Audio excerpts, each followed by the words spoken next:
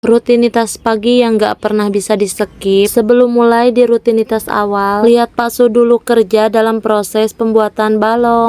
Halo teman-teman, assalamualaikum. Seperti biasa sehari-harinya Mama Alisa di kampung. Pagi-pagi sebelum ngerjain pekerjaan rumah, ngeliatin Pak Su yang mau kerja proses pembuatan balong. Nah di sini tuh ceritanya sawah yang satu ini tuh mau dibuat balong. Ame raosen gitu di sisi bumi aya balongan, jadi pas mau mancing teh kudu tebih-tebih aprak-aprakan. Soalna lamun caroge tos resepeun mancing aprak-aprakan kanu tebih bisi bahayanya teman-teman. Ini teh masih pagi-pagi banget, masih dingin-dinginnya, tapi udah cerah aja ya, mataharinya itu udah mau keluar. Pokoknya nama suasana pagi di dieu mah masya Allah pisan endahna teh kabina-bina. Walaupun hidup di kampung jauh dari kata kemewahan, tapi alhamdulillahnya suasananya